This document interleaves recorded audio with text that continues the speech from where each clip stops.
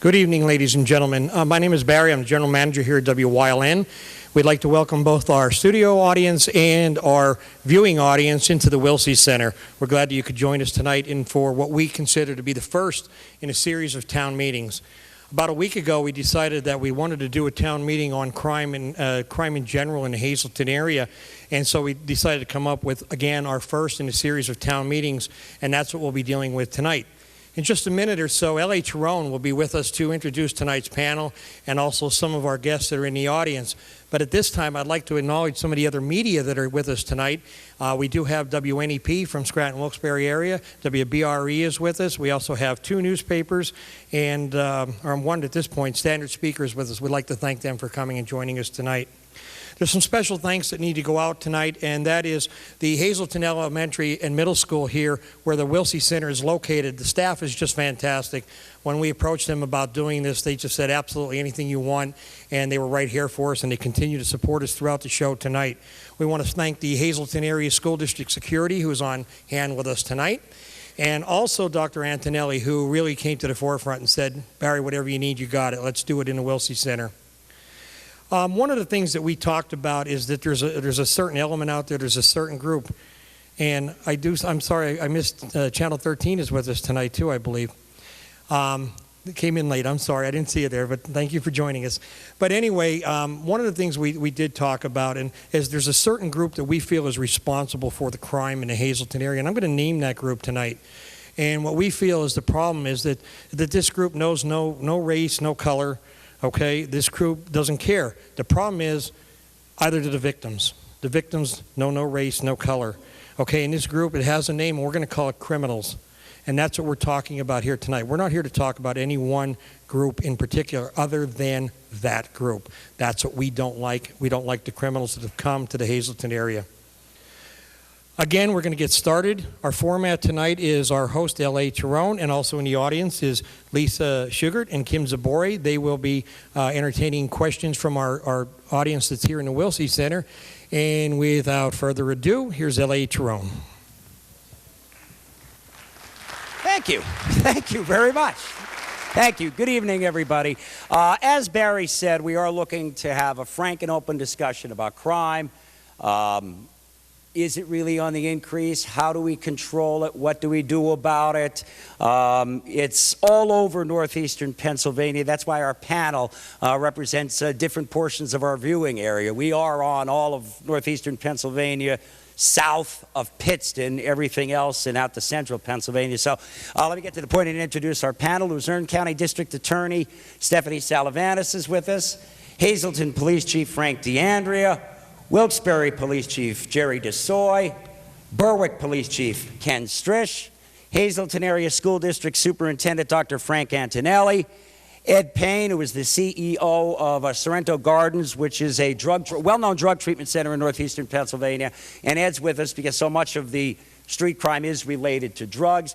Brian Buglio, West Hazleton Police Chief, and District Judge Joseph Zola, whose courtroom is in Center City, Hazleton. We ran out of room on stage, so I had to put a couple of panelists in the front row as well. State Senator John Udicek of the 14th District is with us.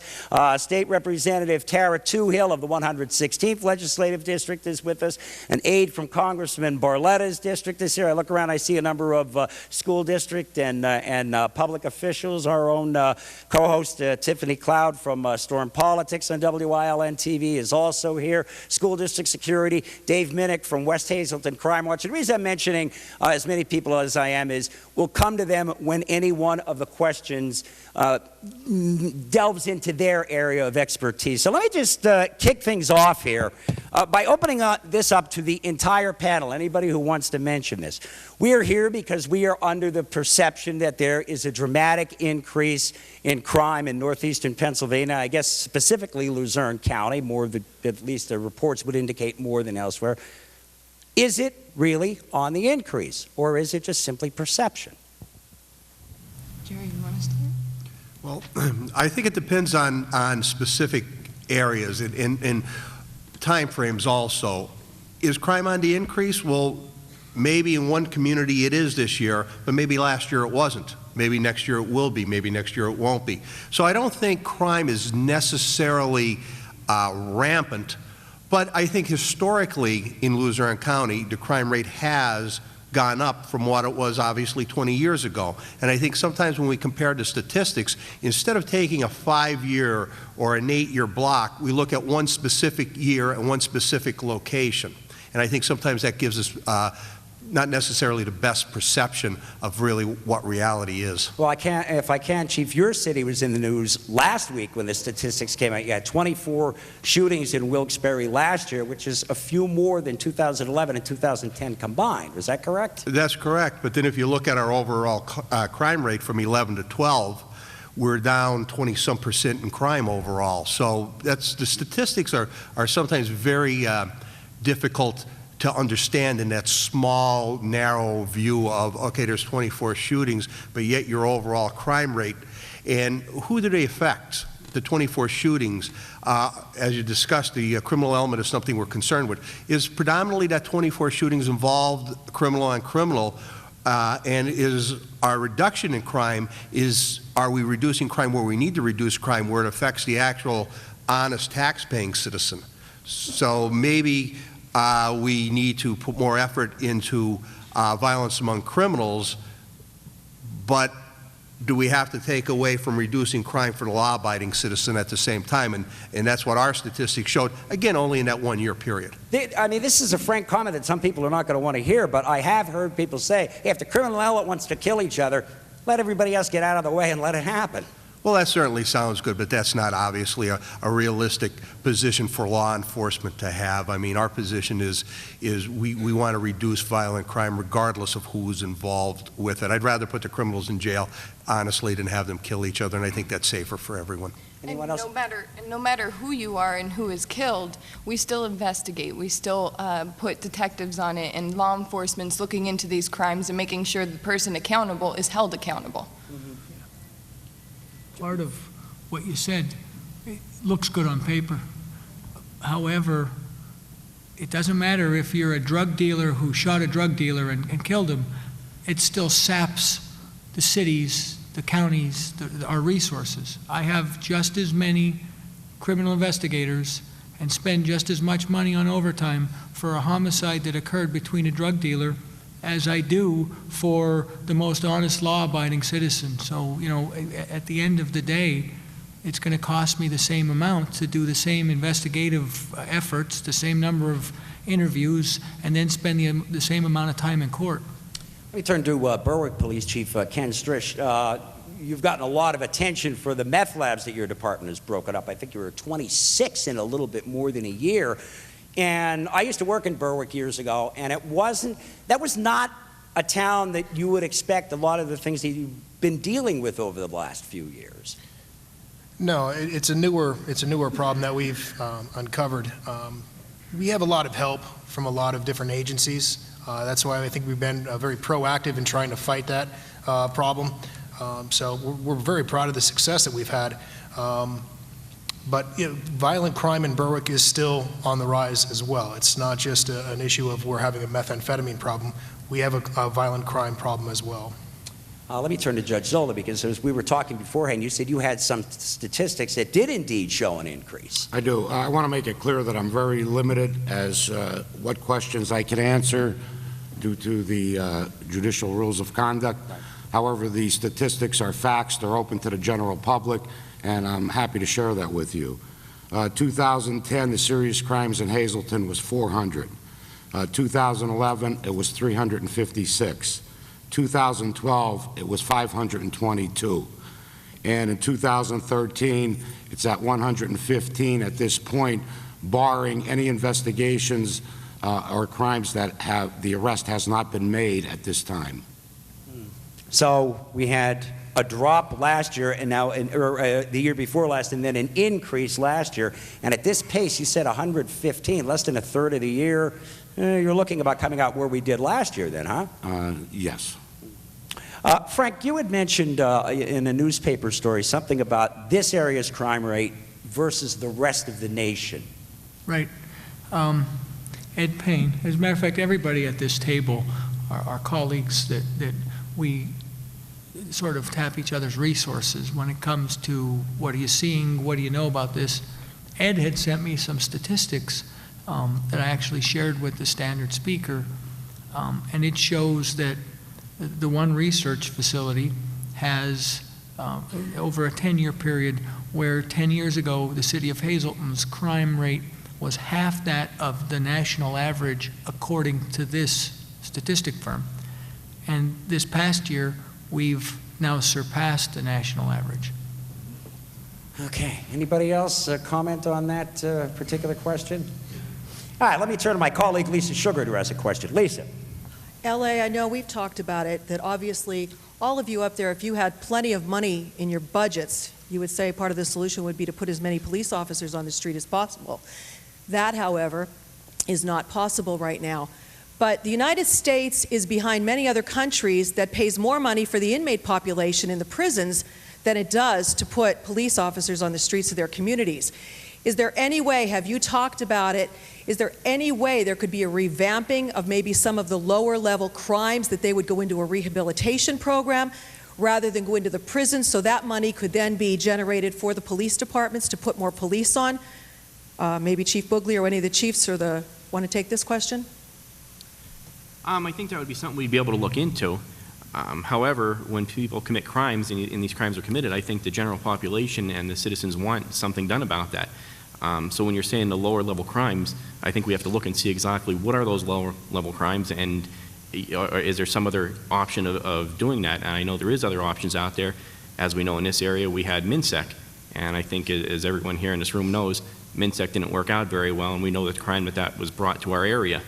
And I've said this before and I'll say it again.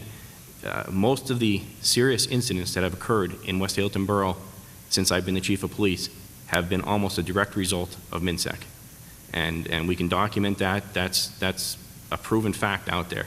So when we're going to look and say that we're going to take some of these lower level crimes and maybe try some other avenue to try and penalize these people, I'm not sure what that would be, and I'm not sure what that answer would be, because I think that's been tried before. I also believe, though, that what you'll find is that that question is a law question, because it's not going to be any one of us who just decides we're not going to follow Title 18, the Crimes Code. So we would need lawmakers to change the laws, but if we did that and we weren't putting people in prison, I'm sure they would have to be on some kind of parole or probation, which means that the money that wasn't going into the prison system would have to go to the increase of probation and parole to supervise these people. So I don't think that just saying, okay, well now burglary is no longer a crime that you're going to go to jail for, I don't think that would put more cops on the street. But at the same time, I'm not really too familiar with a law in Title 18, misdemeanor or felony, that I'd be willing to tell the general public, it's now okay for you to commit that crime, we're not going to put you in prison. I think we'd have everybody committing those crimes. And why is the United States then so far paying so much more for the people we put in jail than other countries who are spending maybe 3 times more money on their police than the United States is? Well, I also think that the state and Governor Corbett have been working on a plan to try to reinvest the money, instead of putting it into prisons, putting it into facilities, different departments that will be able to work with these inmates and make it that the recidivism rate isn't as high as it is right now. And they have this reinvestment program in place, and the state is trying to implement that as we speak. I believe, and the legislature would, they would probably be able to answer this question better, but a couple of prisons have closed down because of this reinvestment plan. And they have been able to put these inmates and these individuals into different programs to help assist them. Our Corrections Secretary of the state, John Fox, is very much in favor of not putting some of the low-level low-level offenders in prison, because he's been trying to reduce the prison population through the program that you just mentioned. And there have been a couple of prisons who have closed. He intends to close more because when he took office, he said prison building is about the only boom industry in Pennsylvania. He doesn't believe it should be like that. Let me turn to the legislators in front here about that. How involved is the legislature in that proposal from the Corbett administration? Well, we passed, it is now law, the Reinvestment Act, the Corrections Reinvestment Act. Secretary John Wetzel from the Department of Corrections, working with a law and order governor, Tom Corbett. In the early 90s, and you would remember this, LA, we got tough on crime. We had a special session in the General Assembly before my time in the General Assembly. They got tough on crime, they had mandatory minimums, and we wanted to lock them up and throw away the creek. Now we have a law and order governor that says we have to get smart on crime. We got to get smart on corrections because the numbers are astronomical. Back in 1985, we were spending $1.5 billion on higher education and about $500 million on corrections. Those numbers are inverted now. We're spending nearly over $1.5 billion on corrections and less than $500 million on education. So that's the kind of changes we have to make. There's no question crime is going up, particularly violent crime in northeastern Pennsylvania. I think every law enforcement officer will tell you that. So we have to get smart on crime. We know our resources are down. Interestingly enough, when you talk about the manpower, our 4 third-class cities, Hazleton, Wilkes-Barre, Nanticoke, and Pittston, their numbers from 1972 to today are pretty similar. They're only off about 20 officers in those 4 third-class cities. The problem is, back in 1972, 60% of the municipalities in Luzerne County had full-time forces. Today, only 6%. We've certainly lost the manpower around in our suburban communities. The state police is at less manpower today than it was in 2006. I'm very encouraged by the governor adding 3 classes to the cadet class, where we're going to add 280 troopers, but 1,000 are ready to retire. The numbers are against us. If we're going to get smart, it's a manpower issue. There's no question. We have to divert more resources. I prefer taking a regional approach and finding a way to work together as a region.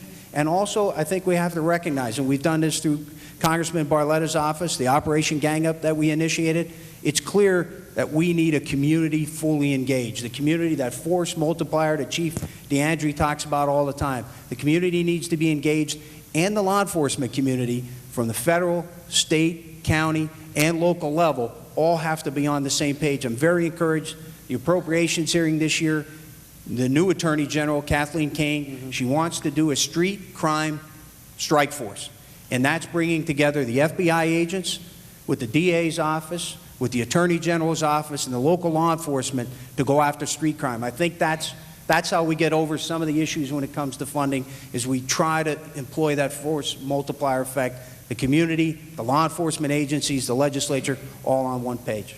And for anybody who didn't know, that is State Senator John Udichak who just answered that. And Chief Buglio had mentioned MnSEC. For those of you who are not from Greater Hazleton, you may not know what that is. MnSEC is a halfway house, as it's called. These are prisoners who were about to be paroled, and they stayed in this halfway house, which is in what some of you call Hazleton's version of the Hotel Sterling. It's the old Altamont Hotel downtown. And they are moving out, and then, of course, the future of that building remains in question. Let me turn to my colleague, Kim Zabore. Kim. And then certainly we'll open it up. If anyone has a question, just get Lisa or my attention, and we'll certainly come to you. I wanted to ask perhaps even Chief DeAndrea, a lot of times when we're out on the street covering crime, people will say to us, well, I've called the police on this numerous times, but they don't seem to do anything. Specifically drug deals, perhaps they see on their street. If you want to address that to our crowd here today who may be in that same boat, seeing something, reporting it, but never seeing an arrest, I guess, following up in the weeks, or any of the police chiefs, if you want to comment on that. I'll be happy to start if it's addressed towards Hazleton. Drugs, any kind of vice crime, is never the easy, someone sees a drug deal, we run out. If it's not going on right then, I'm going to be hard-pressed to stop the vehicle or stop the person. So what we try to do in the vice narcotics world is use the information from the community and start an investigation so that we can try to build our own probable cause, either identify them, follow them, watch them, make controlled purchases from them, and then we're able to go to court after an arrest and have a case. But just because someone observed a drug deal, the quick solution isn't always an option. Running out because somebody called me and said, I just saw WYLN create do something. I've got to witness it. I can't just go make an arrest immediately for that type of violation. So when the community says, we call, we leave this on the drug tip line, we never see anything going on, a lot of times you're not going to see something going on. And we've actually gone 3 steps farther in the investigation. We've done the investigation on information received, we made an arrest, or we contacted somebody, we've turned them into a source that's now working and we're another level up. We make an arrest that you don't even realize is related to what you called us about to begin with. At the same time, there are people who provide us with information that we don't automatically want to run right to that drug dealer and arrest him because he's going to know who is this person that just called. It's obvious. So for just as obvious reasons, the police don't always immediately act on the information. Any other chiefs want to answer that if you get the same sort of questions from your particular municipality? Yeah, just to follow up on that, I mean, we've had a lot of success with our methamphetamine investigations, but as I mentioned, we have a lot of help. We have help from different agencies, and we have a tremendous amount of help from our community who is providing us with information. Some of these investigations take several months before you close them. Every investigation is different than the next, so I would agree completely with what the chief had said about that.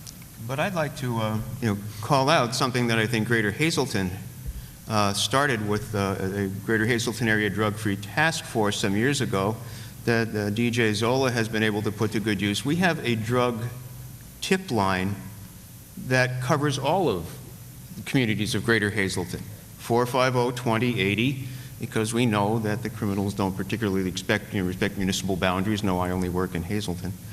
And so when the calls come in from various areas, going into one central place in the Hazleton Police Department, that's coordinated data. And it's proven so valid that it can be, and you're going to have to comment, Judge Zola, that it's been validated enough times that it can be accepted as an element of probable cause in issuing a search warrant. And that's very difficult to get in Pennsylvania. It's much more strict than the federal. Plus, we passed in Greater Hazleton a drug paraphernalia ordinance that closed the head shops. I mean, it's not just items that have been used, it's items that could be commonly used, as in Act 63 of the Pennsylvania Crimes Code, the Drug Device and Cosmetic Act. So if you look around Greater Hazleton, you're not going to see an open head shop. And so we've done a lot here through a small community organization to help support the police and create a better environment. And the fines that have come in, District Justice can comment on how many thousands of dollars have been turned back into municipalities that have gone back then into crime fighting. The fines that Mr. Payne is speaking about as far as the drug paraphernalia ordinance is, if it was with the Crimes Code and they were charged long form criminally, at that point the money is distributed between the city, the county, and the state. The state receiving most of the money, the county second, and the city last. They came up with the drug paraphernalia ordinance, I believe that was in the early 90s? Yes, sir. In the early 90s. They use it frequently. If you're talking about lower level crime and not incarcerating people at that time, that's one of the systems that they use. For first-time offenders on a drug paraphernalia, and that would include a lot of things, needles, roaches, blunts, small amount. At that point, if they're a first-time offender and I'll check their record, I give everyone an opportunity to go to rehabilitation. they have their choice to go to Sorrento Gardens or a rehab of their choice. And when they successfully complete that program, the officer is satisfied with that on a first time. At that time, the case is dismissed. But that's a part of keeping the lower level crimes, if that's what LA was talking about, because you were not specific enough on lower level crimes. Well, I think what I would be referring to would be marijuana possession. We have some judges who put deadbeat parents in jail, for example, which I think guarantees that the child support is never going to be paid because they don't have an income anymore. Well, I'm not going to comment on that, but the only thing I can comment on is that the drug paraphernalia ordinance has worked. There were a lot of young people that were rehabilitated through the program at Sorrento Gardens and some other facilities that are in the area. And the fine money from that particular ordinance all goes directly to the city. If the fine is $300, the city gets the $300. And then that goes back into them fighting the more serious crimes. LA, if I could roll back to the question, though, because I will not, and not that anyone in this panel is, but if you don't realize it, the city of Hazleton has a drug problem. And I don't want to act like we don't have a drug problem. Here's all of the answers of what we're doing. This is how we're enforcing when we arrest people. But our drug tip line rings off the hook. It's filled prior to us being able to download the messages. It's an old analog tape from probably 3 or 4 chiefs ago. I'm surprised that the little 15-minute tape hasn't worn out yet because it's just turned over and over and over. The flow of information comes into us quicker than we can actually handle and make arrests. I could probably, and right now if you ask me how many narcotics officers does the city of Hazleton have, we have 36 narcotics officers. Every cop on the street is a first-level narcotics officer. And I learned that from Chief DeSoy, who explained to me one of my first days as the chief. He's like, you need to make sure that every person in your department is enforcing all of these things. It's not just your 3 narcotics detectives or your 11 guys on the AG task force. Every one of your officers needs to be doing first-level narcotics investigations. But the problem is that drugs have become such a problem in adults, in children, in our schools. Anybody on this panel could speak to you about the problem that we have with drugs. So I will not hide or circumvent the fact that I'm gracious to the public for calling it in. We're more frustrated than the public because we'd like nothing more than to be able to have another X amount of officers to do these drug arrests. The problem is much deeper than the cops aren't doing something. The problem is we have a huge problem in our community with drugs. And I go around to many, many crime watch groups, and what I try to tell them all is don't be discouraged. Have patience. Wait it out. The police officers, you may not know what's going on behind the scenes, but they are following up on every tip they receive. And I say it at every crime watch group. Criminals are more afraid of the citizens on the street that are watching them than they are of the police officers that are uniformed on the streets. The tips that come in help us. They help us a lot, and they help us make these arrests. So please do not be discouraged. From my perspective, education is the key to prevention. There are strong relationships between lack of education, poverty, and crime. The Hazleton Area School District currently is partnering with the University of Colorado to provide a curriculum for our 6th, 7th, and 8th grade students in substance abuse and violence prevention, because much of this behavior begins at an early age, 5th and 6th grade. We are also very happy with 2 programs developed by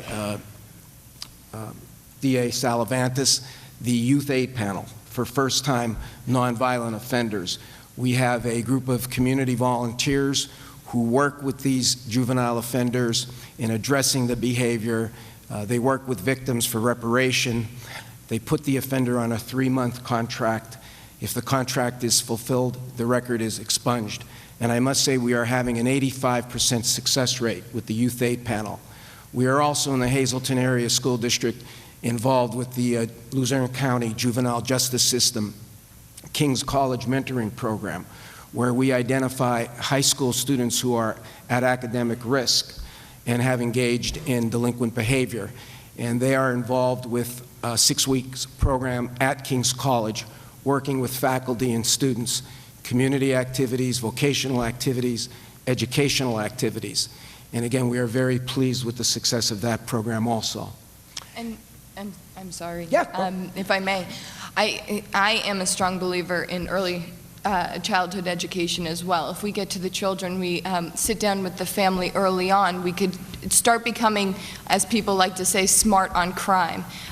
We may see the statistics decreasing over the years because we are actually working with these children as they grow up, providing them mentors, helping them see the path that they want to take, and it doesn't have to lead to the criminal in a criminal way, maybe towards going into education. The parents of these children may not have gone to college, but these mentors may say, you can be the first in your family. So early childhood education, in my opinion, is key these days. I want to turn it over to public comment before long, but I got to get this question out to everybody involved, even though I'm going to talk primarily about cities. This also kind of relates to school districts as well. Fair. You hear, you turn on the news, you turn on any one of the newscasts, and you see a home invasion. One guy breaks into somebody else's house, ties somebody up. I hear it from people I talk to on the street. I hear it from people who call the radio show I do. A lot of them are from Wilkes-Barre, Jerry. They're like, I won't go near the square at night. It's not like it used to be. First of all, in those kinds of instances, I mentioned the home invasion. My reporters, all of you who've dealt with them, know the first question they always ask police, was this random? And my perception is that in 95 times out of 100, they're not random. There was some relationship between the guy who busted into the house and the guy whose house was busted into. Is that a correct perception? At least in Wilkes-Barre, that would be a correct statement, 90+% of the time. But that's a very, very, very rare crime when someone actually breaks in when somebody's home. It gets a lot of notoriety because of the horrific implications that it could happen to anyone. But in most of those cases, I agree, it's 90+% that the individuals and a lot of things that happen with a case that happened with our investigation, unfortunately, we can't share with the public. Oftentimes, there's many, many crimes that we've solved but haven't solved. We know what happened. We have, between information we pick up on drug wires and so many other things that can't be used because of the context, oftentimes we do know what happened in the crime, and at least 90+%. But just to touch on Public Square, because I always hear that myself, but I find it so amusing, the Public Square is probably the most thriving and vibrant part of our city at night, but yet people say I won't go downtown, but yet there's no shortage of people going downtown to the Kirby Center, to the restaurants on the square, and to the drinking establishments on the square. So while the average person may say that, the reality is we do have a very thriving downtown, much more thriving than it was when I was a beat man. When I used to walk the beat out there in the early 80s, I think that probably would be when you really should be afraid to walk downtown as opposed to now. I used to walk around downtown in the early 80s. I lived downtown on Jackson Street. not at night, because there wasn't anything but Boscov's. That's all that was left in the 80s when I was working great there. little bar down the street called Emerson's we used to go. Ah, okay. I could speak countywide. I would agree with Chief DeSoy on that. It's a 90+% of the time. It isn't. They're just individuals that know each other, and they have specific targets. The one thing, and I believe we spoke about this, L.A., when I get a call based on a certain crime, the first question, like you said, I know they're going to ask is, was this a random act of violence? Was this random? Should we be scared? And I always try to provide that information. My family lives here in Luzerne County, my friends, and I would tell them, as I would tell the entire public, that whether they should be scared and to stay indoors or whether this was a specific target. And I try to make that known to the public. I am very open and try to provide as much information as I can. Believe me, I'm sure you guys are very sick of all of us commenting to the media, always saying ongoing investigation, because believe me, I'm tired of saying it. But if we could provide more information, we would. And when I could, I will. Okay, let me just stay on fair one more time, because I know Kim has somebody who wants to ask a question, and we're going to go to public comment then. Let me turn it over to Dr. Antonelli. Another thing I've heard from parents, I'm afraid when my kids go to school. We were in the parking lot of the high school one time when an incident had happened, and this woman came up and she's like, I'm so afraid, I'm so afraid. What about incidents in the school and how you handle them? Is there any reason for anyone to be afraid? Well, we do the best that we can. We feel that we have a rather comprehensive school security and safety program in the Hazleton area school district. We have metal detectors on the high school campus. As you probably know, we are contemplating placing the metal detectors in our elementary middle schools. We have a full-time security force of 25 well-trained individuals with a well-trained security supervisor who's in the audience this evening, Mr. Henry.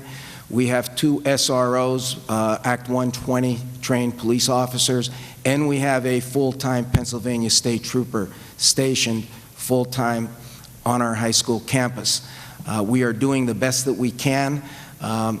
There are no 100% absolute guarantees in life, but we feel that we have a very comprehensive program in place. Quite frankly, the metal detectors, the feedback that we're receiving from students and parents certainly have increased the feeling of security among students in on the high school campus.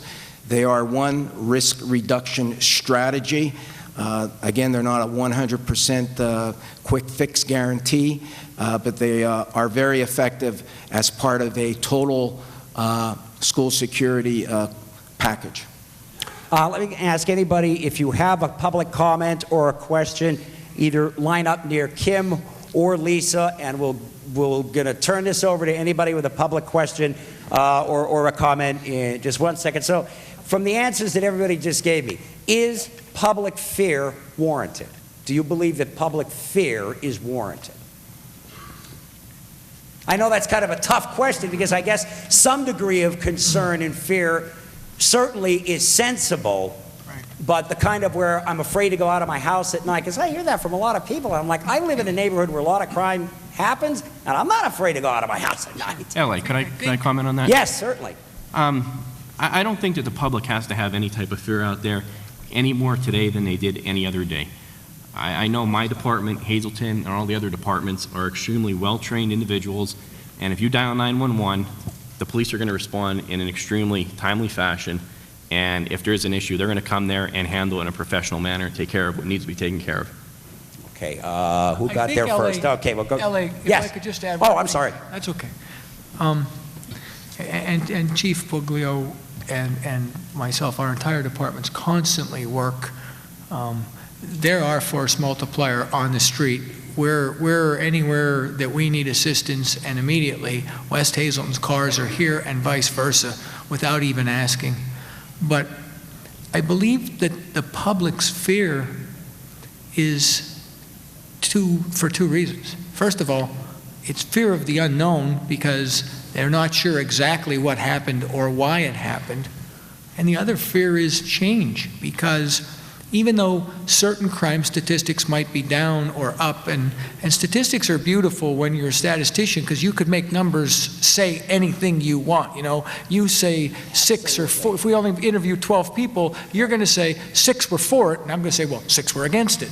The fact is that when you look at crime, we're experiencing a different type of crime in the community than what we're used to.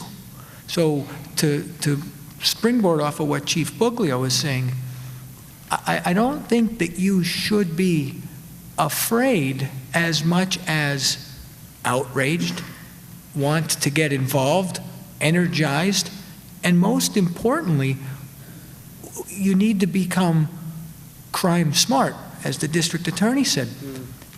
I remember, and this is when I was a kid in Hazleton, my grandmother didn't lock her door, right? In 1994, I sat with the FBI's behavioral analysis, Dr. Riesler, and I remember him telling me a story that stood the hair on the back of my neck, because he said that he has interviewed every serial murderer that the FBI had arrested or been exposed to since the 70s. And he told a story of a serial murderer that would try the doors of houses, and if the door was locked, he would go to the next house because he was saying to himself, they don't want me there. But when he tried the door that was unlocked, he believed that the people were inviting him in. And that's why he would go in to commit the heinous crimes. So I look at it as we need to educate ourselves on what is going on in the community and what we can do to A, not become that victim, and B, how do we combat it? Let's turn it over to public comment. I'll start with my colleague Kim Zabure, who has someone. Sylvia Thomas from Hazleton. Not too long ago, we would describe Hazleton as being a good city to live in, a good city to raise a family in, and a good city to go to school in. Now when we describe Hazleton, we use words like gangs, drugs, shootings, beatings, armed robberies, and murders. It has gotten so bad that the good people of Hazleton want to carry guns to protect themselves, their families, their properties, and their hometown. I live on in the Alder Street area, and that area has become the worst crime area in town. Just a few weeks ago, an unmarked police car window was shattered by a bullet. Yesterday, a badly beaten man was found just 1 block from my house. Today, I'm getting in the car to come to this meeting, and Carol said, "Did you hear what happened on Alder Street?" I said, "No." She said, "A bunch of young people were fighting, and some young girl was pulled out of a car and hurt." In this auditorium, I was told that that poor girl might have a broken neck. This is what we're facing day after day after day. And I agree with the chief. We have to get angry. Excuse me, Mr. Turtle, but this has to be said. I know I'm taking long. I'm not asking, but I'm demanding from the politicians in this auditorium to help us. Don't wait. And I want your help. We want your help now, not next year and not next election, now. Don't wait until an innocent child gets caught in the crossfire of a gang shooting. Don't wait until the good people turn into vigilantes that they're talking about having guns out in the street. All right, Sylvia, I got like 6 other people. And I don't know if anybody wants to comment as we get. Is anybody want to comment on anything she has to say? Can I comment? If I can comment, I've spent a lot of time here in Hazleton since I've taken office, and I've gotten to know a lot of residents here in Hazleton and learned about the history of Hazleton and how beautiful and wonderful Hazleton was. And what I keep telling them is, it will be beautiful and wonderful again. I have dedicated my resources, the little resources I have, as much as I possibly can to Hazleton because I know you guys are hurting that bad. You guys do need help. And if it comes to the legislature trying to provide us anything to try to help us, my office, countywide, statewide, federally, anybody that could step in to help, it's needed at this point. And I want everybody to know that my office is always behind Hazleton, always here to help. And we know we have a wonderful working relationship with Hazleton, West Hazleton, and try to work together on trying to combat these issues. I can tell how emotional you are, and it's great to see because we need more of you coming out and showing how emotional this is to your community and the help you need, and you need to voice your opinion. That's what I tell everybody, voice your opinion. I will note, by the way, that you are the first Luzerne County District Attorney in history to open an office in Hazleton. It's in Hazleton City Hall. That's never been done. Lisa, you have someone. L.A., 1 second, please, because I sorry. don't want to, it's okay, but I don't want to pass without commenting. First of all, my hat is off to Sylvia for trying to start the Alter Street Crime Watch back up and get involved. Sylvia asked to be armed when we were at the first Crime Watch meeting. However, Sylvia asked to be armed with flashlights and vests because she's trying to empower the entire Alter Street district to, take back their community. But one of the things that is currently going on, and the city's budget has been passed, but right now I opened the newspaper yesterday, 2 days ago, and I read where they want to cut one of my best resources, which is the Luzerne County detectives. And I have to say this because I tell everyone often about the woes of the police department. We don't have enough officers. We don't have enough detectives. One of the things that saves us for our big investigations, our homicides, our rapes, our beatings, is the fact that sometimes before I could even call the DA, she's calling me saying, I just heard that this happened. I've assigned an ADA and I have a county detective on the way down. That county detective is my additional resource. It's sometimes the difference, like in this most recent one, Saturday morning. I worked Saturday morning till Sunday morning till 3 a.m. I get home at 6 o'clock. My midnight shift is calling me, telling me about an unconscious male that was beaten and was life-flighted, that's now on life support, and I don't know the outcome of that. I contact the DA's office, and I find out that I now have not 2 detectives to work this case, but a 3rd. We are stretched so thin, and we're preparing for court, so I don't have a resource. We can only burn so many hours in a day. And I look at that, and at 7 p.m., the day that it happened, we've already worked 13 hours. My resources are tapped, but because I have a county detective specifically assigned to this investigation, we were able to serve a search warrant and do a lot more legwork. So what I would say to that aspect is, that's a battle that is immediately going on that every person in this community needs to recognize. The county detectives are a huge resource that save us a ton of overtime and allow us to successfully get cases through court. The second part of that is addressed to our congressman, our senator, and our state representative, as well as all of the other resources that assist the city police.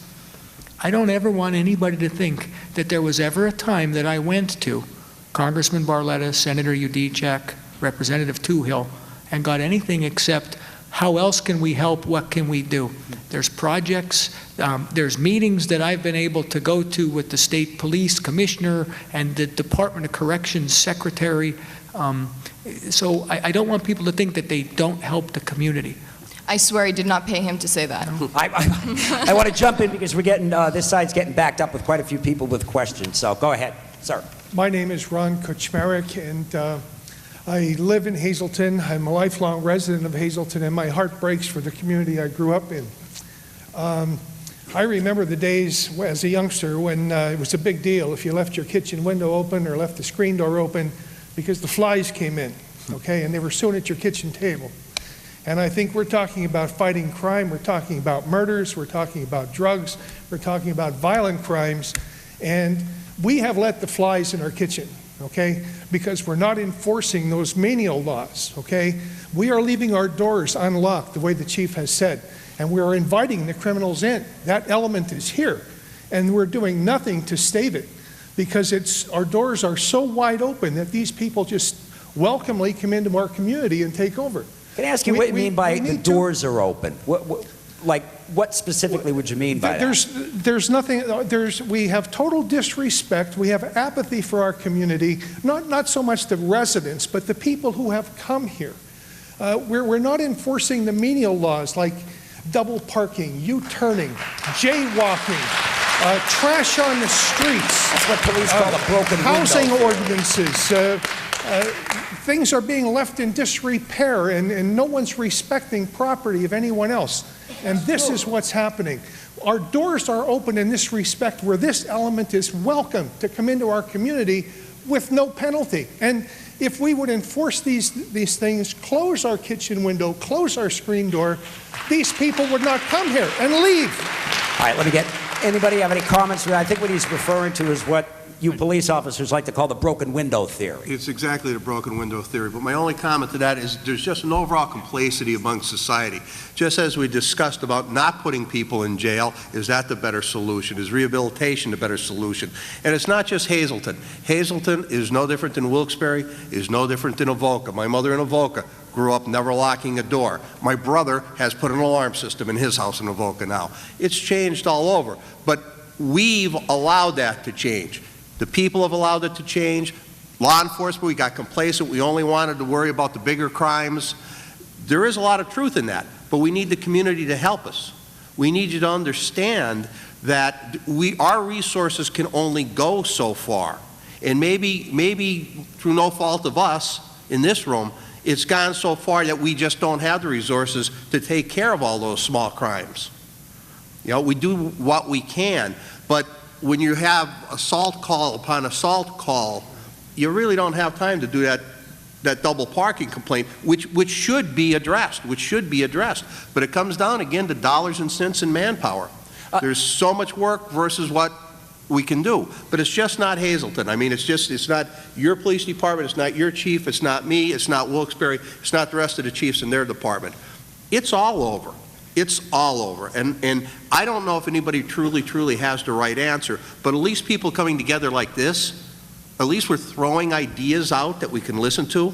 And maybe that's what we need to get back to. Maybe we should try to find the time to focus more on what would now be considered minor crimes. If I can hop in for a second, Ken Strish in Berwick, we just did a story there the other day. The United Way is actually involved, which I had never heard of being done anywhere before, in trying to identify potential areas of crime. And then the other program that Berwick adopted, I believe it's called the Model Cities program, with the different neighborhoods. And your borough manager tells us it has made an effect, most especially on LaSalle Street and Vine Street, which have been problem areas in town. Right. We're actually creating a community watch group. We're actually just in the beginning stages, and what we're hoping to do is exactly that, how to educate the community, how to train the community on what to look for, how to report it, how to be efficient about reporting. Because, as everyone has stated here, everything that we use, all the resources we tap are limited. So we need the community's help to be effective in fighting crime. Kevin, you have someone. Okay. Hi, my name is Joseph Barbati. I've spent most of my life in Hazleton, and I happen to love Hazleton. Okay? I came here tonight to look for a spark of positivity, something I could take home with me that I'd feel better tonight in my house. A line, give me a line, something really positive. D.A. Salavantis gave me that tonight. She said simply, the criminals are more afraid of the people than they are of the police. I think we should elaborate a little bit on that so that I can go home and feel stronger. Could somebody please do that? I'll be happy to. I wanted to add, Chief, maybe because we hear a lot about the community, how can the community get, these people who are sitting here, how should they get involved? What do you want them to do to help you fight crime? I said this at Operation Gang Up. I'll say it again. For as empowered as I believed that the panel was going to become by listening to a packed audience of standing room only, I look around this room and I can't help being embarrassed for my own community that every seat in this castle is not full. So I'd say we have a good 125 people. And I'd like to believe that they're watching at home. However, there are thousands of people from this community that should be pouring in the door. We should have had to set TVs up in the hallway for people to be able to voice their opinion. They should have been online writing questions in. Instead of this, my voice echoes. I'm gracious to every one of you for taking the time out of your busy schedules to come here. At the same time, the first way for us to empower each other is to start to get other people involved. You know, I'm willing, and I often do, as everybody else does here, we go to Crime Watch meetings on our own. My day started this morning at 6:30. I don't get overtime, and I'm not asking for overtime, because this is important to me to be here. My mother and my wife sit in this audience, as well as many of my friends, because we believe in this community. So what we need to do is we need to figure out how to empower, or how to get the rest of this community involved, so that we can have the criminals be more afraid of the public than they are the cops. Because at the end of the day, we'll never have a cop on every corner. We could have a person on every corner, because you live on every corner. All you need to do is look out your window and call. So what we need to do to generate this spark, which will start an inferno, is we need to start to get involved. Okay, it's 5 to 8. We're obviously going to run longer than an hour, but I'm understanding that we have to be out by 8:30. So, Lisa. Dave is with the West Hazleton Crime Watch, so he's one of the officials here tonight. Dave? I'm listening to everybody, and I know everybody wants to get involved. One of the concerns with the people, and I've dealt with many crime watches, and I've try to help strengthen as many crime watches in a 3-county area as I possibly can. One of the concerns by the members and people curious to start Crime Watch is, okay, we could learn how to report the incident. We could learn what to keep an eye open for.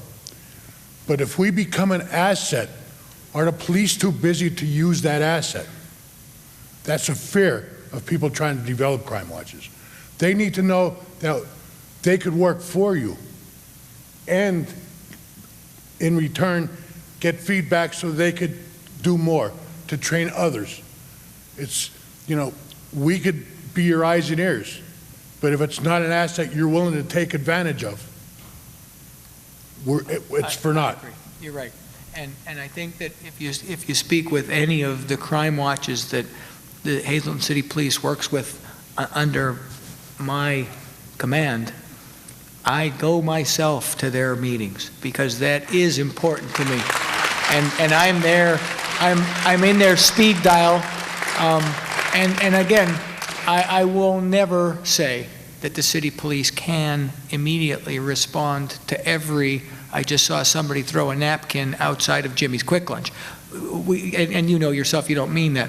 However, exactly, I know that. But what the Crime Watch does know and does understand is that when they are calling me with here's a suspicious vehicle, here's the plate, here's a drug deal that just happened, here's a parking violation, we're out there and we're checking it and we're making things happen.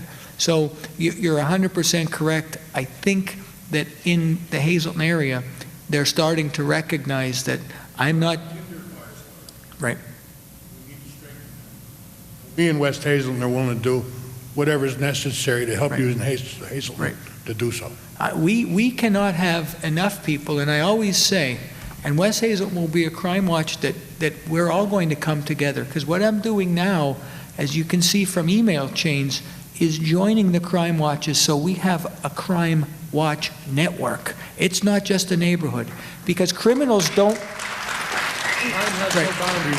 Criminals don't have boundaries. They don't stop at Boundary Street. They'll be happy to break into a car in West Hazleton the same as they will in Hazleton, the same as they will in Hazel Township.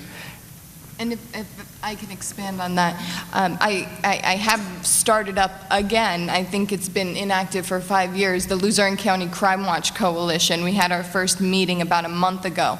As Chief DeAndrea stated, criminals don't have boundaries. They are all over Luzerne County, and I think it's important that a crime watch group here in Hazleton speaks to a crime watch group in Avoca or in Wilkes-Barre and tells them what they are going through in Hazleton, because sooner or later, if they don't see it, they will see it. So I think it's very important that all the crime watch groups work together. And at the coalition meeting, I emphasized how important it is, as the chief law enforcement officer, how I believe crime watch groups are an asset to Luzerne County's police departments, and how the police departments take them very seriously and try to follow up as often as they can on the tips that come in.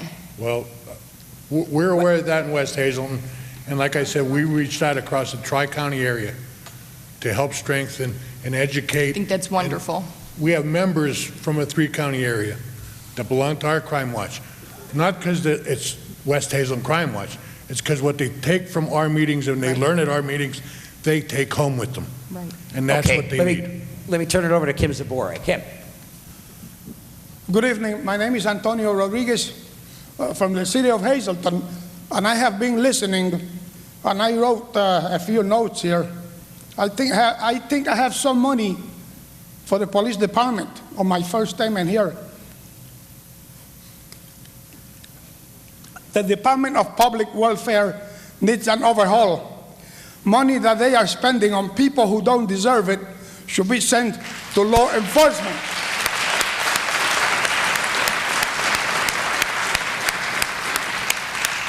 Law enforcement needs that money badly.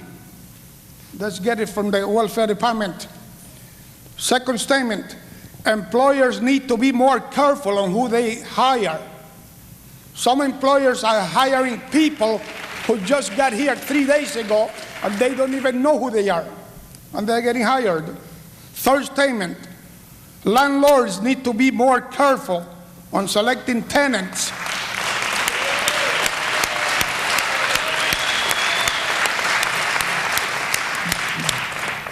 Fourth statement, this statement is for the general public, for everybody. Don't give criminals a reason to move to Hazleton. Don't buy what they sell. Don't buy what they are selling. Say no. Say no to drugs. Say no to criminals. Don't buy drugs. Antonio, we're going to go over to Lisa. Yeah, let's go across to Lisa. Okay, he has two more. Go ahead. All right, go ahead. Quickly. Next statement, we need to get rid of the ACLU.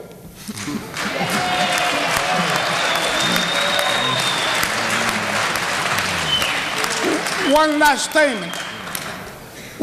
statement. Although we are very proud of our local officials, we need to reduce the salaries of some of the high-ranking politicians who are not doing anything for our community.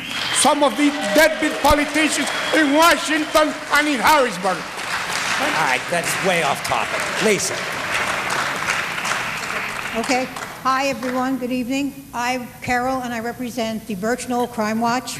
I just have one statement, and then I have a question. Chief DeAndrea, you are the best we've had. You work with us a lot. I know situations that you have helped us. I think the networking that you've established with the crime watches is a really great idea. I thank you for giving that to all of us. I wouldn't have known tonight about coming here if it wasn't for one of the other crime watches emailing me and telling me about it. And I just have one further thing. I want to know about pros and cons on this situation. I heard recently about guns going to crime watches, being able to carry concealed weapons. I just need to know about whether you feel pro or con about it, because I've heard that first responders have been shot at while trying to do their duty. Crime watchers are being threatened, and I just want to know your input on it. Hot question, because that came up at City Hall the other night, as a matter of fact, in the City Council meeting. I would actually like to start the answer to this by deferring to the district attorney and then to Chief DeSoy and anyone else on the panel, and then I'll end it. But I think that there's a lot of different voices, so it doesn't come across as just being my view. I think I'd like you to hear from the panel first, and then let me weigh in. Of course, he makes me start. That's out of respect. Thank you. It is a touchy subject. I do believe, as you can tell after tonight, I believe heavily in Crime Watch, and I think it's very important to have Crime Watch volunteers out on the streets. However, from my perspective, when you carry a weapon, how I feel is you should be fully trained, and you need to be certified in carrying that weapon. When someone is able to carry a gun and is sort of in the law enforcement regime, they're now becoming more of a law enforcement personnel on the streets. You have to be willing to shoot that gun. You have to be willing to fire that gun. From my perspective, you don't know the harm that comes with firing a gun at another individual. I have seen wonderful amazing officers on the streets who have fired their weapons, and it took them weeks to come back to the force because it played such a toll on their soul. And this is something that has to be examined more. And also, you have to remember that an example in Florida, where the man shot the individual in a hoodie walking down the street. And the Trayvon Martin case. Yes, yes. And he is now facing prosecution. There are situations where, yes, you need to defend yourself. You have the right to defend yourself. You have the right to defend your property. But how far does that go? My concern is that I may see Crime Watch volunteers in front of me, and that is the last thing that I want to see. Like I said, this is a very touchy situation, and it's something that would have to be examined more thoroughly. And at that rate, I'm going to pass it on to Chief DeSoy to give his input. Well, that is a very, very complicated question. First of all, I'm a huge advocate of people, the Second Amendment rights, people being able to own firearms and to carry firearms. However, that's for an individual to carry a firearm to protect themselves or somebody in their immediate family or somebody that they're with. Once a group chooses to become armed, they're now an organization. They're an armed organization, and that armed organization can very, very, very easily slip into becoming vigilantes. Now we're armed. Now we're empowered by these firearms. Now it's no longer, no one knows I have a concealed weapon on. We all know that we have guns, and we're all out with the guns. That, unfortunately, is what we, the police, do, and that's what we're trained for. And as the district attorney alluded to, that's why we have a support system in place should, God forbid, we have to use our firearms. Now, it's no secret to anybody up here, I've used mine. I've used mine on several occasions in my career, and the toll is devastating. It is devastating. There are decisions I make today based on things that I did in 1986, in 1987, in 1991. I don't know if the average person is prepared for that. They're certainly not trained for it. You may think you are, but you're not trained to go out and confront individuals. There's, at a minimum, 6 months training given to a police officer, and a great deal of it is when to use a firearm, and more importantly, when not to use a firearm, as well as how to use a firearm. I don't see the average citizen in a crime watch having the commitment to do that.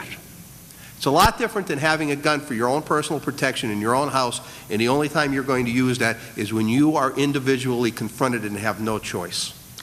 I don't believe, personally, in crime watches being armed. I know the Wilkes-Barre Crime Watch, it's against their every fiber in them to be armed. They've always said that we are not an armed organization, and that is somewhat the mantra of the crime watch groups. Crime watch. Crime watch. Yeah. Chief Buglio, you deal with the West Hazleton Crime Watch.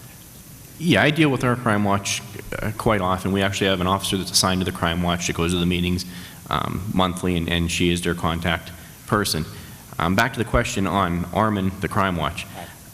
My opinion is I think there'd be entirely too much liability back to the municipalities because you're giving somebody a firearm and they may or may not take somebody's life away with that firearm.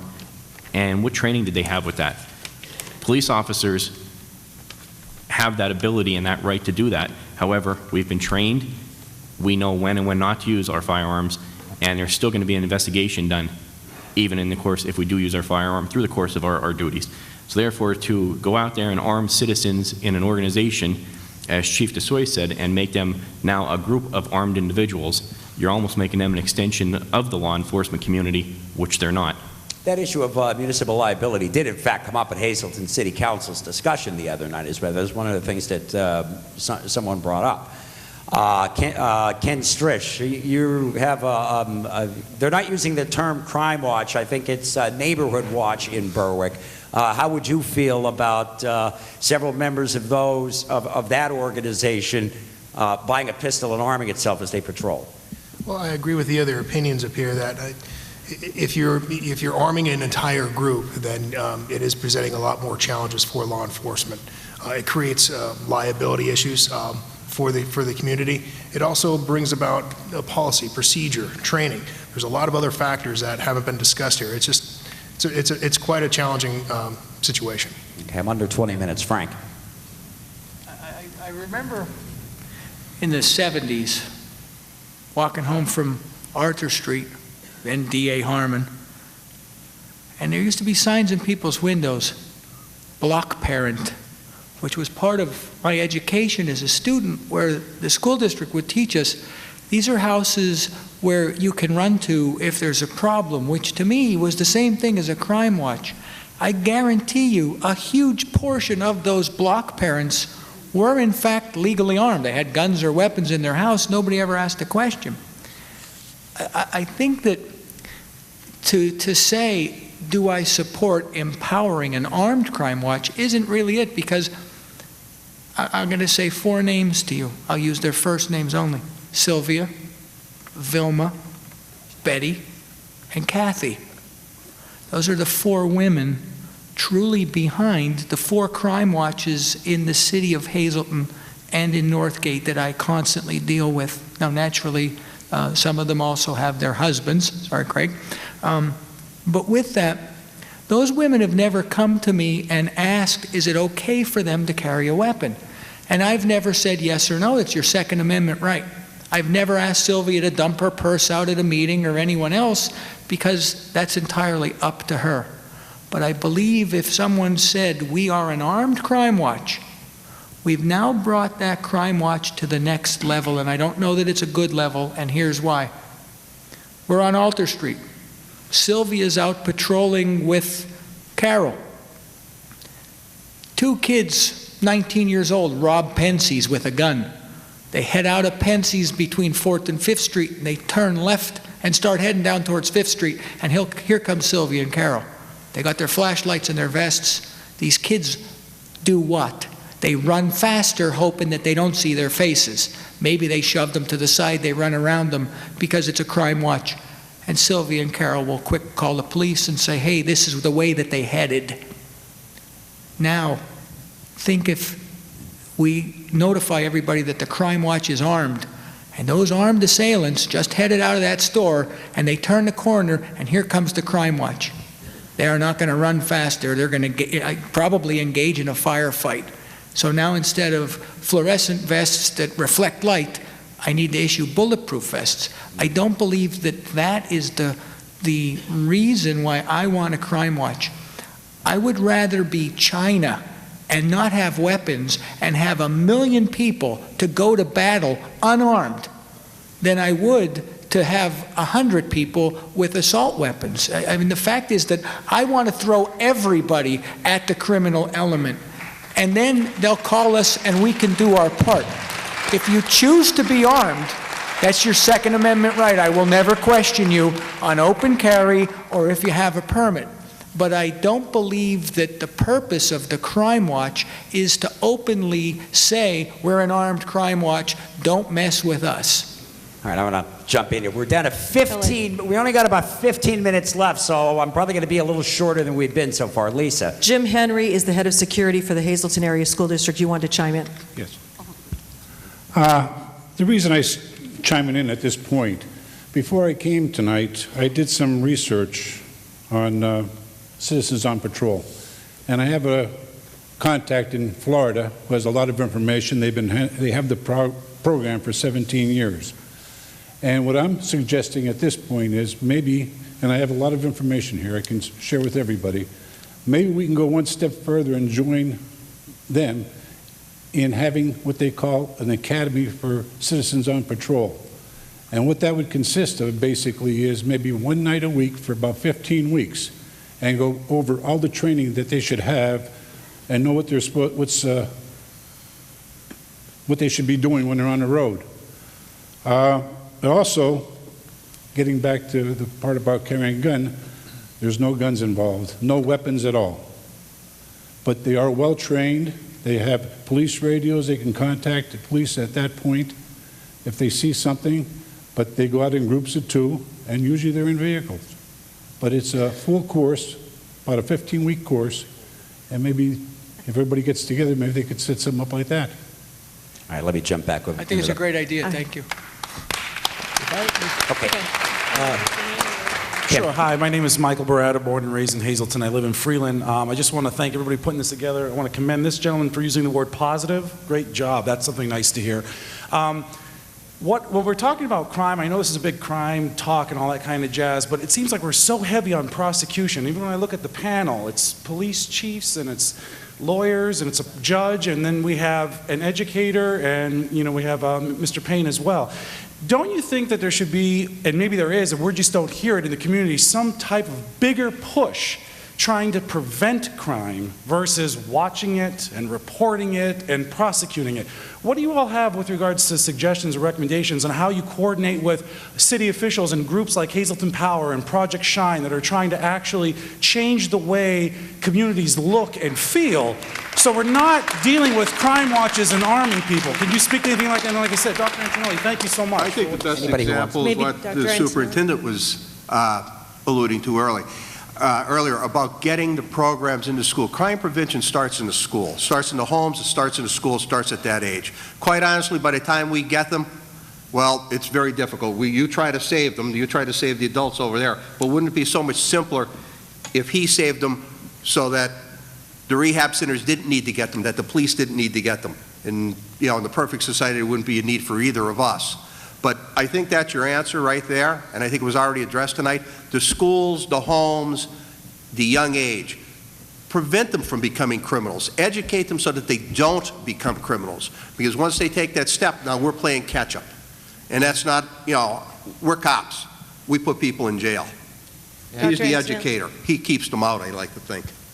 And I know I want to defer this certainly to the superintendent, but always to encourage, please, all of our legislators. We know with the sequester that the Commonwealth may be in danger of losing more money for education when it's already down. For as proud of all of us are of what we do up here, the most important job in society is a teacher, because they touch generations of lives and make them better if they're good faculty. So please, everyone, whatever you are dealing with legislatively and the difficult choices we have to make, please don't cut education. President Obama, under his comprehensive school safety plan, is proposing Project Aware. As we know, many violent acts are committed at the hands of individuals, not only with substance abuse issues, but also with mental health issues. Project Aware will provide $55 million for mental health first aid for educators, for school teachers and principals to recognize and detect mental health issues in youngsters, and to assure that those issues are referred for the appropriate mental health therapy and services. Since I heard the word legislators mentioned a couple of times, either one of you want to comment on anything that was just addressed specifically? Superintendent Antonelli had mentioned education funding, which is kind of a mixed bag in Harrisburg, and some things have been trimmed, but the basic ed subsidy is actually higher than it's ever been. Education is obviously very, very important and is a huge priority for the legislature. But when, and tonight, obviously, we're very heavy on the crime issue. But when you look at the role of government, the number one priority of government is public safety, above all else. You have 40% of our state budget, 40%, 40 cents out of every dollar goes to the Department of Public Welfare. And there is fraud. We hear it all the time. It's not enforced. We've had bills come from the Senate, bills come from the House trying to do something about all the waste, fraud, and abuse. And you want people that are needy to get that help. But here we have, you hear constantly about the person in the Cadillac Escalade, the person with the access cards that isn't supposed to have them. And I really think that we have had such an erosion of family values, and everyone feels so entitled. It doesn't matter what color or creed or anything with people. People have just eroded family values so much that they feel entitled to everything, and they have no respect for our police department.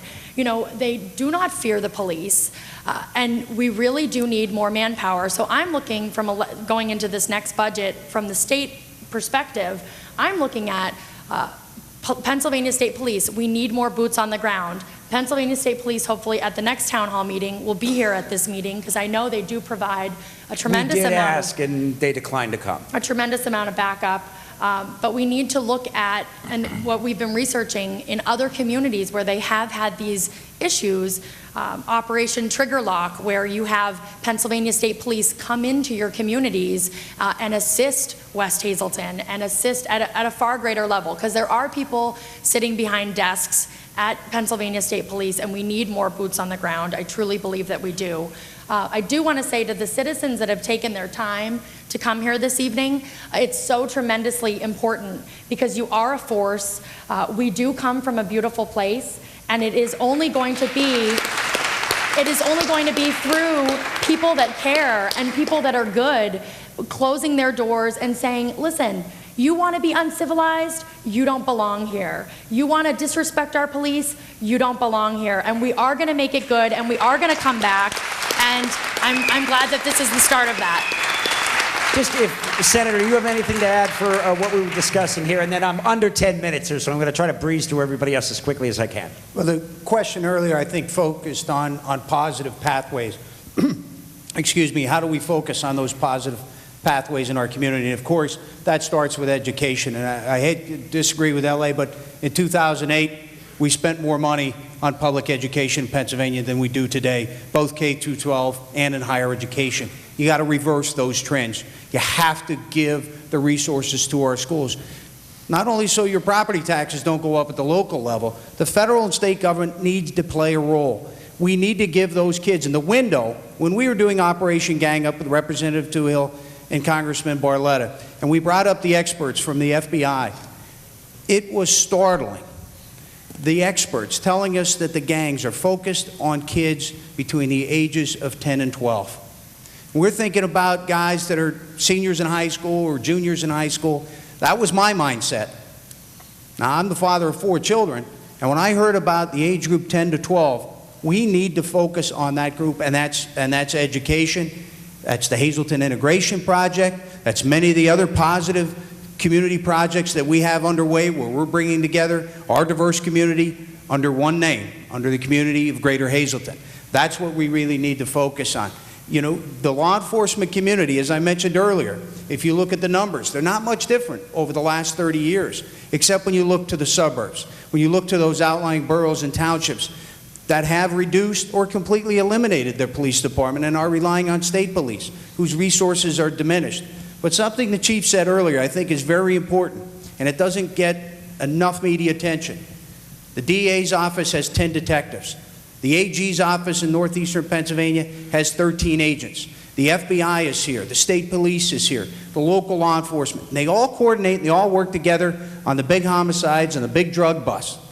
We need to communicate that more, that system that we have, even though we may only have 36 cops on the beat in Hazleton, he's backed up by 10 agents in the DA's office, 13 agents in the AG. We have to be more strategic. We all know that resources are going to be limited at the state, federal, and local level. How do we best use those resources? We do that as a community, fully engaged. I compliment you all, particularly the crime watchers that have been in the street, not just today because the TV cameras are here. You're there every day because you care about your neighbor. If more of us care about our neighbor, we're going to have a much better community. Thank you. We're down to 5 minutes. Lisa has someone with a question. Okay, Mike, we're over Try to here. at least get 2 more. This one, at least 1 more. Okay, my name is Mike. I've been a lifelong resident of Hazleton. I have a business here for the last 50 years. I'm angry and upset that we're afraid in our community about what's going on. It's just terrible. I'd like to just look around. For me, what's missing here tonight is the Latino community. No, we also have a couple on this side as well. What Mr. Udijek said was that for this to work, the community has to be fully engaged. Where is everybody?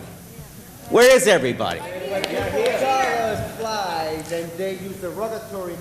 We're not. Lisa. Listen, I don't want to hear about. I'm just the other. Okay, go ahead. Let me come back over to this side. We have a representative here from the Latino community, so if we want to keep it civilized, so if you would, give us your name and your statements. My name is Victor Perez. I am the president of the Dominican House of Hazleton. We believe that the whole community here, the Hispanic community, believe that we have to stop the crime right now.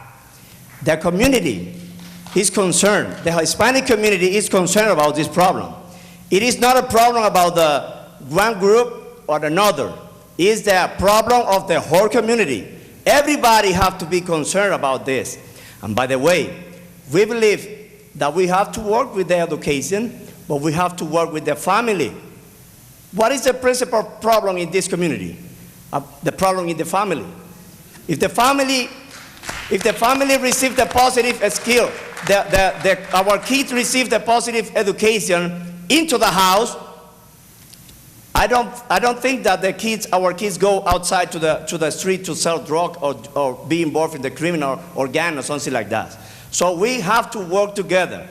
Our recommendation is that we have to work together, Department of Education, Police Department, Judge, everybody, or our local, state, and federal authority, we have to work together. We got organizations, community organizations working here, but you have to pay attention of this organization. You have to listen to these organizations, just not listen some people that they say, yes sir, yes sir. No, we have to listen each one of us, because maybe we got some tips that we can give it to you and you don't know. The hand have 5 fingers. Each one is different, but together, the hand is strong. We have to work together, and believe me, we will stop the criminality. LA, I have to just address one thing. It's extremely important. I think it's important for the entire community to know a couple of things. First of all, this week I have 2 meetings scheduled with the Latino community, because I constantly meet with people like Victor and Amilcar and the Hazleton Integration Project and the Dominican House, and they are very passionate about helping their community, which is what Hazleton is. When we look around this room, I stressed this before, there's 123 people in this room, not including the panel or security in the back, if I could see everybody in the dark section. There's 30,000 residents in the city of Hazleton. So when we look around, we should say, where is everybody? Black, white, Latino, Chinese, where is everybody? And the fact is that long before Latinos moved to the city of Hazleton, the police department was busy arresting white people. So I don't want to make it sound like Latinos are the problem in the community. The problem in the community is we can't get involved. Nobody wants to get involved to fight this crime, which is why it's rampant. We all need to come together and get involved.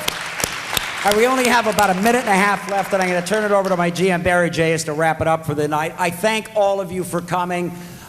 This worked pretty well. I wish we had a little more time to hear from a little more public comment. We're probably going to do this again at some point. I thank you all for coming. Everybody in the panel, both on the stage and the rest of the panel in the front row, thank you all for coming very much. And Barry, it's yours. First of all, I'd like to thank our panel. It's very important that you get involved in this type of a meeting, and we were only too happy to produce this. And with that said, I want to thank the Gans family for allowing us to do this tonight. We brought this to you tonight commercial-free, and I got to disagree with the chief on one thing, and that is there was 225 people. We did count them, and we know there's a lot of people watching, because by Hazleton standards, if you televise it, people don't come. Remember that, and that's an inside joke. I also want to thank some people from the Wiltsie Committee, from the Board of Directors, especially Steve Hahn and Bob Mahalik. They helped me put this all together tonight. But I have to also make this comment. When we suggested this, I was told you'll be lucky if you get 10 people in that building. And I think in a week's time we did very well. And again, I want to thank you. I want to thank our guests tonight for coming in. And we're making a promise to do this again. And we hope you'll join us, and we hope more people come out. And together we will fight this thing. I don't care what your color is. I don't care what your nationality is. I'm Greek and Pennsylvania Dutch, and it doesn't get any worse than that. And we will fight this thing together. I want to thank the other members of the media for coming in tonight. And thank you. Time-wise? I guess that's it. Thanks, girls.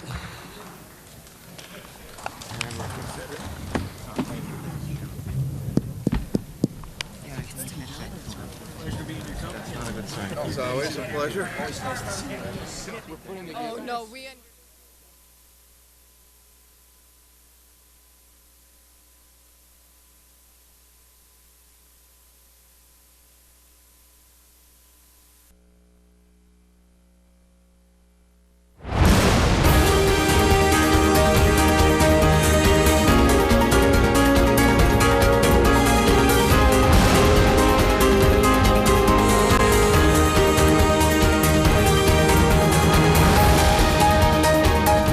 I'm Tiffany Cloud. Welcome to Storm Politics on WYLN TV.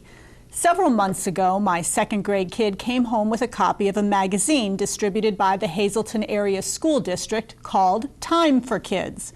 It didn't sit well with me from the onset. Time, its parent company, is notoriously liberal in its reporting, but I decided to give the rag a chance. After opening the magazine, which praised Obama all over its cover, I came upon an article about Senator Elizabeth Warren of Massachusetts. In the magazine, she was being lauded for being the first female senator elected in the state. Nowhere did the article cover her entire story.